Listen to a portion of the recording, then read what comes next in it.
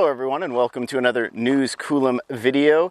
I'm here with the 2022 Chevrolet Bolt EV. Now this is the 2LT trim, which sits somewhere between the previous LT and Premier trim, sort of decked out LT if you will, or sort of a dumbed down Premier trim, but this is the ice blue metallic color. Even with all the bells and whistles, including adaptive cruise control, which is a feature a number of people have been asking for, this comes out at an MSRP of about $36,000, which makes it one of the most budget-friendly electric vehicles, all-purpose electric vehicles that can replace a gas car for most families, be the single-family car.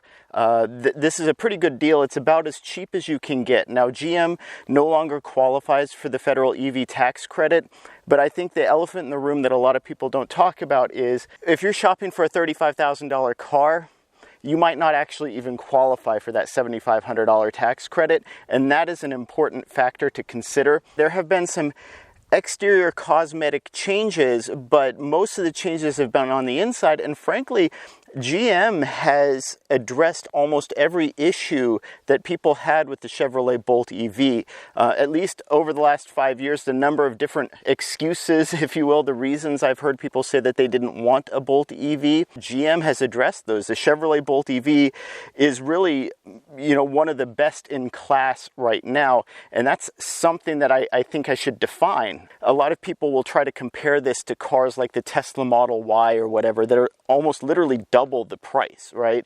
But there is actually a specific class of car that the Chevrolet Bolt EV belongs to. And not only are they similar in that they're all under $40,000 or start under $40,000, they all have very similar capabilities, around 200 horsepower, only front-wheel drive, no all-wheel drive option, limited to 200 amp or less charging speeds. If you look at the class of vehicle that the Chevrolet Bolt EV is in, it actually compares very favorably to most of those competitors. And I feel it's important to actually call out what those competitors are, just so we know what we're all working from when I say best in class or worst in class. And it's really the Hyundai Kona electric, the Kia Niro EV, and the Nissan Leaf. Those are all within the same price class, functionality and capability class as the Chevrolet Bolt EV. Now, one of the biggest criticisms of the Chevrolet Bolt EV over the years has been the interior quality and comfort, and this is an area where I think GM knocked it out of the park with the 2022 Chevrolet Bolt EV update. Based on what I see, just the soft touch materials, they included very nice tactile buttons in addition to the screen that's a nice flush bezel now. They did preserve a sort of a shiny finish to it, and that patina will actually reflect light, and it's still a little bit blinding in the sun. So I would have loved to have seen a matte bezel on that interior, but for better or worse, it's still a little bit shiny and you can get some glare from the sun. But overall, the screen is great. The interface is great. It's updated to a more modern art and graphics. It's very responsive, has a lot of interfaces and interactions from Android Auto to Apple CarPlay and the My Chevrolet app. Those buttons too that allow you to control the climate control systems, I love them. It looks like those are very similar buttons to what they're using in the Cadillac Lyriq as well. There's a lot more soft touch material on the door, on the dash, and the seats are a significant improvement in terms of both width and just overall softness and comfort. The perforated leather on this 2LT trim level is really nice, and of course they're still heated as well, and they're a little bit wider than the original seats.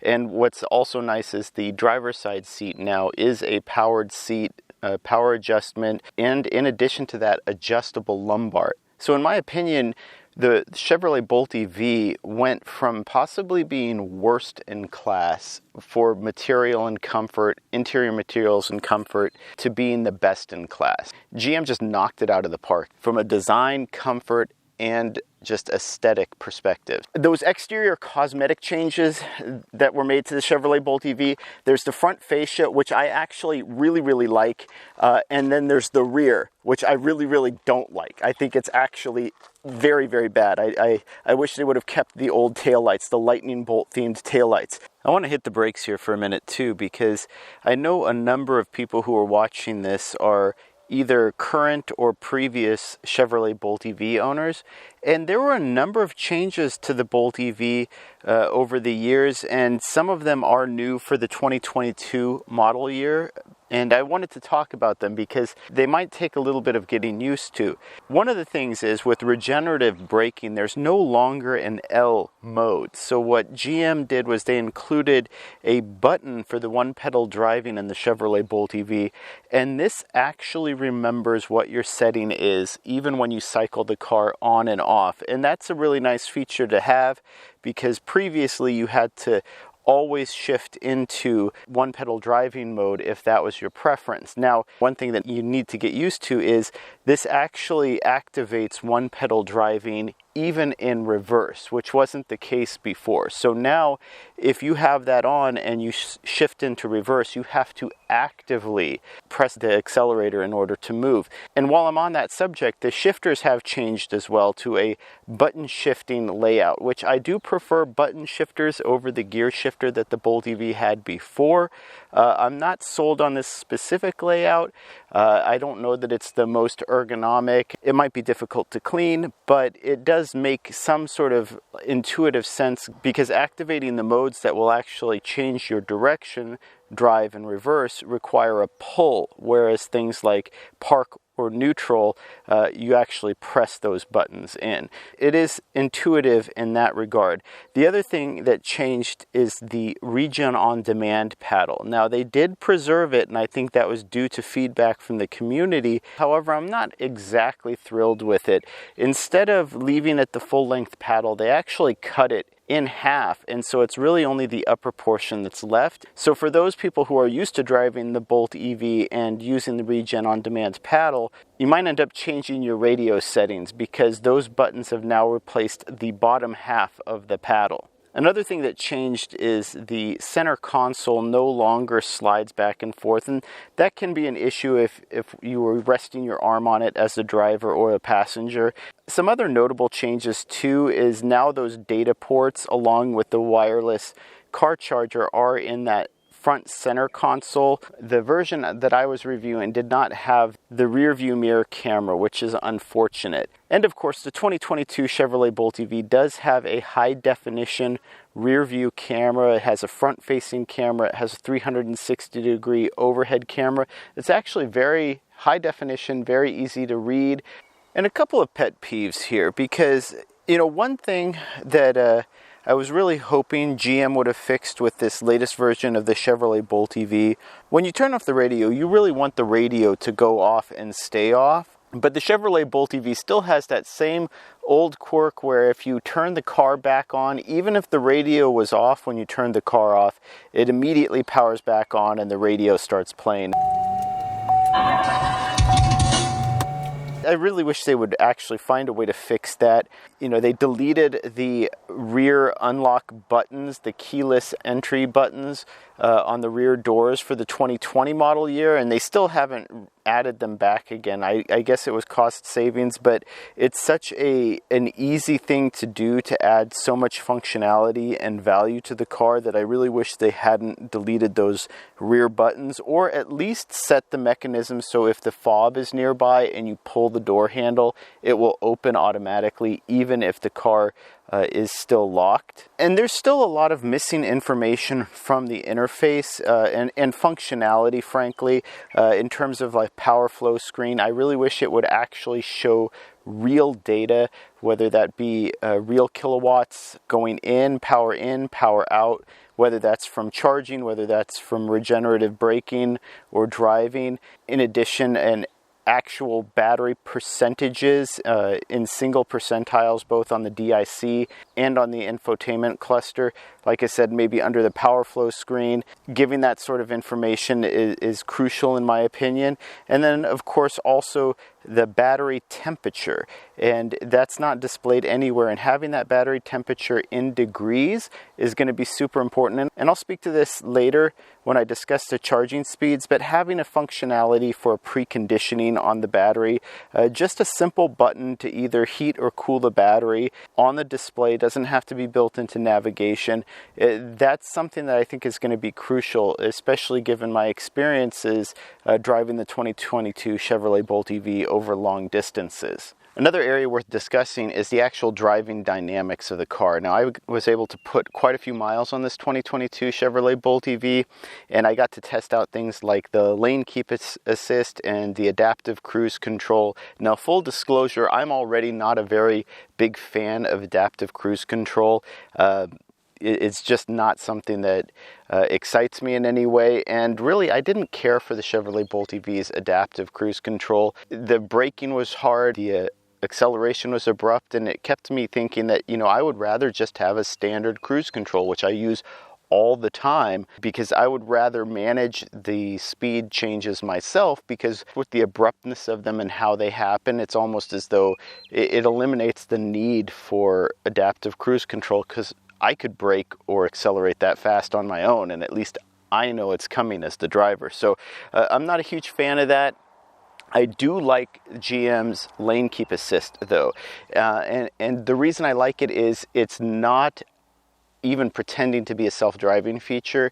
It's there as a safety feature. If you go out of your lane, if you lose control, it's there to bump you back in and warn you. It is not there to replace you as a driver. And then just an overall driving dynamics, the Bolt EV, it really rewards you for being aggressive when you want to drive in a sort of a performance way, and so it really takes to being thrown into corners, and it handles and composes itself very well. It's a very fun car to drive, and it's very engaging, which is one of the things that I think you need to have when you're talking about a class of car that isn't super powerful, that isn't super fast. You at least want it to be nimble, quick, and accelerate, and have, you know, just have fun when you're driving it around.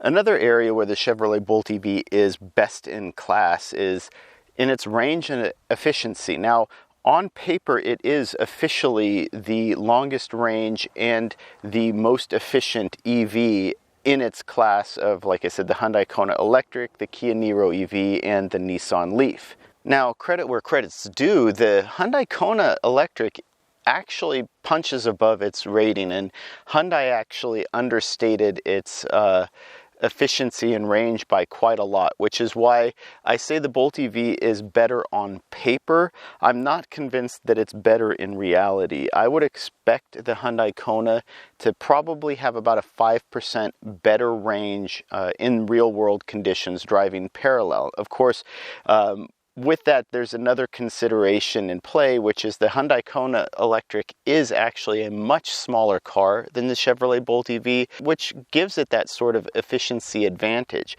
Regardless, though, even if the Chevrolet Bolt EV is only best in class in range and efficiency as a technicality, it is still very, very good. At 75 miles an hour on the freeway, I was easily able to do 210, 220 miles on a battery charge. It's perennially one of the most efficient EVs, and it just performs well. It really is one of those cars that does everything it says it will do in terms of range and efficiency. And a lot of people, I think, forget how far 259 miles actually is. With mixed driving and not just all high-speed freeway driving, the Chevrolet Bolt EV will easily exceed that 259 mile range rating. So as a result of that, yes, this 2022 Chevrolet Bolt EV is definitely best in class in terms of range and efficiency. And one other area where this 2022 Chevrolet Bolt EV is best in class is in overall cargo capacity. I see a lot of people just assume that the Chevrolet Bolt EV is a small car, but when you compare it to the Hyundai Kona Electric, the Kia Niro EV, and the Nissan Leaf, it outperforms all of them in overall cargo capacity. Now, there is a sort of a philosophical debate going on over whether you value rear seat passenger room more or rear cargo capacity more. On paper, the Kia Niro EV does have a larger boot or trunk behind the rear seats, but in actual real world testing, it never really seemed as big or as spacious as the Chevrolet Bolt EV's rear cargo area. And then folding down the seats, the Kia Niro EV just gets eclipsed by the overall seat-down cargo capacity that the Chevrolet Bolt EV offers. The Bolt EV, I think, does maybe favor the rear passenger space a little bit too much, because while you could easily seat 4 adults, 5 adults might be a stretch because of the width of the vehicle. You could easily seat 4 adults in the car comfortably, but I'm not sure that you could also fit 4 adult luggage for more than, say, a 2-day weekend in that rear cargo capacity. So there is a balance that needs to be struck there, but overall the Bolt EV is best in class in terms of just overall cargo capacity and interior volume, and really it punches above its weight class. It's got close to compact SUV cargo capacity and space. And we also have to have a talk about charging. Now, there's a big elephant in the room, and when I say everybody got what they wanted with the Chevrolet Bolt EV, not everyone, and namely me. So pretty much everything that I was asking for the Chevrolet Bolt EV did not happen. And I find that kind of sad, because a lot of what I was asking for was mostly software. Now, one of the things that I've been asking for a while is for GM to include a 200 amp CCS charging harness. And the reason for that is, even if the battery can only take 60 to 66 kilowatt of peak power while staying within spec, there's overhead. The Bolt EV has the ability to draw extra power from DC fast chargers, so your effective charging rate is significantly higher than just what the car is pulling from the charger. And this actually came up, and it was funny timing, because Bjorn Nyland is also testing an old Ampera E out in Europe. He did a 1,000-kilometer test, and I thought, oh, well, if he's doing that and I have this car, I'll go ahead and do it as well, because I've already done that test in a 2020 Chevrolet Bolt EV, which has that same 65, 66 kilowatt hour battery pack. And the differences were startling. GM did something to the software to this car that actually hampers the charging speed, and that's not okay, right? So what was going on before, when the 2020 Bolt EV, I would drive down to about 5% battery, plug into a DC fast charger, and bam, immediately up to 48, 49, 50 kilowatt of power. This car, when I did the same thing, 20 kilowatt, 25 kilowatt, and it was only after going through several charging cycles, letting the DC fast charger actually cool the battery, that I was starting to see those 40, 45, 50 kilowatt charging rates that you expect just like clockwork with the Chevrolet Bolt EV. And so even there was a traffic jam, long story, I'll get into that in my separate video of the 1,000-kilometer run that I did. But even with corrected time, the 2020 Chevrolet Bolt EV did that 1,000 kilometers, 621.4 miles, almost an hour faster than this car. That is absolutely unacceptable. And so while I'm saying this is best in class for almost every other category, it actually might be worst in class for charging, at least DC fast charging. And that is a terrible thing to say, because the aging Nissan Leaf that doesn't even have active thermal management. Now, this is something that GM could address quite easily on their interface, show us the battery temperature, and give us a manual battery conditioning. We don't need it to be built into navigation. Just say, oh, your battery's running hot. Oh, your battery's running cold. Would you like to condition it for 5 minutes? And let us condition it for even 5 minutes on the road. Would be enough that we prep before we get to a DC fast charger, and we can get those speeds that we're accustomed to seeing with a car like this, which used to be bulletproof in the way that it would travel. Now, that being said, it is best in class in AC charging. I plugged this Chevrolet Bolt EV into my 40 amp home charger, and I was pleasantly surprised to see it charging at over 10 kilowatts. That's because GM included an 11 kilowatt charger, onboard charger. And I know people will say, oh, well, that doesn't really matter and it doesn't make up for the DC fast charging. I agree with that latter part, but I disagree that it doesn't matter. Having the ability to charge your car from empty to full in about 6 to 7 hours when you're at a destination, that is huge. That's a big win. I don't know if they're sharing that same 11 kilowatt charger with like their Ultium product line. Whatever they're doing, I'm happy for it. It's a great improvement, and it's way better than, like I said, everything else in its class. And with GM spending so much time and money helping to build out level 2 charging infrastructure, that 11 kilowatt charger is not going to go to waste. All right, well, that's about all I have time for now. Like I said, I really love this car. I think it's great. There's a lot more detailed feedback, but you know, I'm very active with the Chevrolet Bolt EV. Hopefully I can get GM's ear. Hopefully I can get, you know, Chevrolet to make some improvements even to their basic entry-level electric vehicle, maybe get it 200 amp charging just like the rest of its direct competitors. And yeah, I'd love to hear what you think. Are you considering a 2022 Chevrolet Bolt or Bolt EUV? And if so, what are you interested in? Are you someone who takes a lot of long trips and expects to be able to travel 600 to 700 miles in, you know, 10 to 11 hours? If you enjoyed this video, please like and subscribe. It really helps out the channel, and thank you for watching.